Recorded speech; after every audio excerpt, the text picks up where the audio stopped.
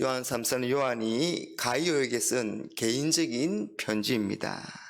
요한은 가이오에게 편지를 쓰면서 가이오를 축복하며 기도합니다. 2절에 사랑하는 자여 내 영혼이 자유된 같이 내가 범사에 자유되고 강건하기를 내가 강구하노라. 여러분, 사람이 모든 것을 다 갖추어도 정작 영혼이 자유되지 않으면 그건 진정한 축복이 될 수 없습니다. 진정한 축복은 영혼이 먼저 자유되는 것이고 그로 인해 범사가 형통한 것입니다. 가이오가 이런 축복을 받을 수 있는 이유는 진리 안에서 행하였기 때문입니다. 여러분, 진리를 지식으로 아는 것은 참 귀하고 중요한 일입니다. 그러나 그것만으로는 충분하지 않습니다. 진리를 행하는 데까지 나아가야 합니다. 3절 한번 보세요. 형제들이 와서 내게 있는 진리를 증언하되 내가 진리 안에서 행한다 하니 내가 심히 기뻐하노라. 가이오는 진리 안에서 행하였습니다. 진리 말씀을 실천한 것입니다. 진리이신 하나님 안에 거하며 그 하나님과 사귀면 반드시 진리를 행하게 되어 있습니다. 그래서 사람들이 그런 가이오를 보고 가이오 안에는 진리가 있다라고 요한에게 말을 합니다. 진리를 행함으로 진리가 내 안에 있다는 것을 증언한 것입니다. 여러분, 우리에게 있어서 가장 큰 행복이 뭘까요? 그건 듣고 배우고 깨달은 말씀대로 살아가는 것입니다. 진리 말씀을 행하는 것입니다. 가이오는 요한을 통해 말씀을 배웠고 배운 말씀을 삶에 적용하며 살았습니다. 특별히 형제 사랑을 실천하였습니다. 선한 일을 행한 것입니다. 요한 당시에는 정해진 사역자가 없고 진리를 가르치고 그리스도의 복음을 전하는 그런 순회 전도자들이 있었습니다. 가이오는 나그네와 같은 그런 순회 전도자들을 한대하고 그들의 말을 경청합니다. 그리고 자신의 소유를 나누고 섬기면서 그들의 필요를 채워주고 또 후원하는 일에 열심을 내었습니다. 여러분, 가이오가 그런 것은 그리스도 안에서의 신실한 사랑으로부터 나온 것입니다.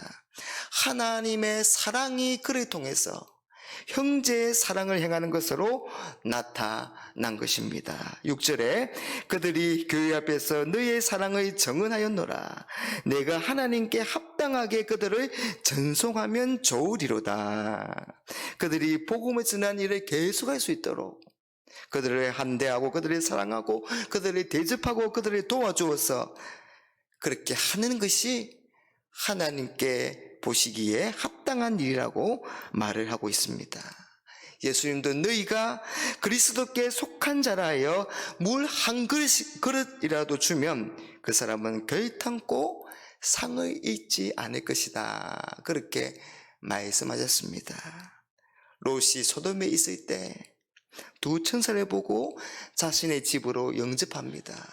이 소돔의 백성들이 두 천사를 해코지하려고 하자 롯은 두 천사를 보호합니다.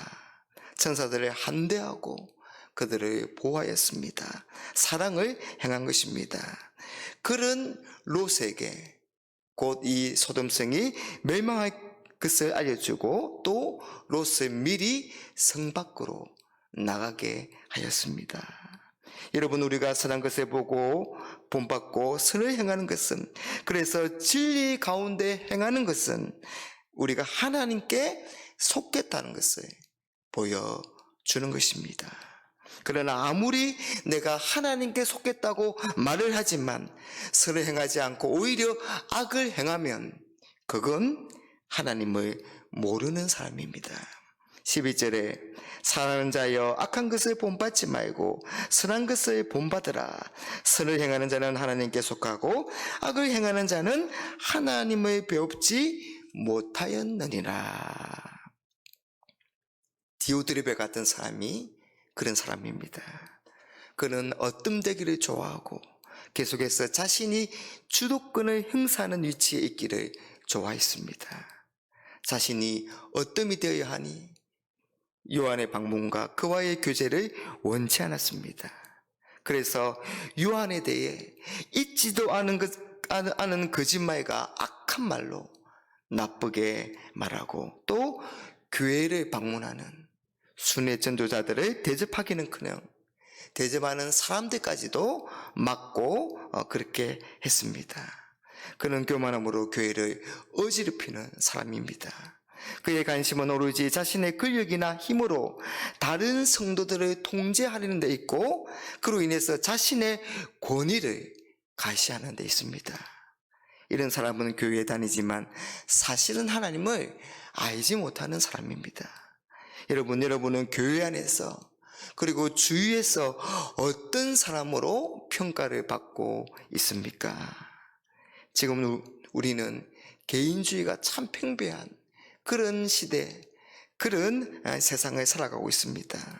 다른 사람에게 관심을 가지고 또 그들을 도와주는 일을 꺼려합니다. 특히 코로나19로 인해서 이런 대면과 접촉을 피하고 거리두기를 하면서 그런 성향이 더 강해지는 것 같습니다. 그러나 그런 가운데서도 우리의 마음의 그림과는 가까워져야 합니다. 우리를 위해 자신의 몸을 기꺼이 내어주신 예수님처럼 우리도 형제에게 사랑을 행하고 선한 일을 행하는데 열심을 내어야 합니다. 그게 하나님 보시기에 합당한 삶인 것입니다. 신학대학원의 은사님 중에 한 분이 이런 말씀을 하신 것이 생각납니다.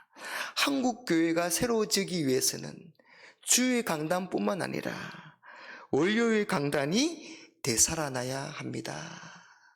이 말은 우리가 주일 예배를 통해서 진리이신 하나님의 말씀을 받는데 그게 월요일부터 시작되는 세상 속에 세워진 또 다른 강단에서 우리의 삶과 인격으로 나타나야 한다는 것입니다. 사랑하는 여러분, 진리를 행하는 자가 됩시다. 그래서 진리인 말씀을 행하는 삶과 인격을 통해서 우리가 하나님께 속했음을 나타내고 또한 세상을 감동시키시는 그런 우리 모두가 되시기를 간절히 바랍니다.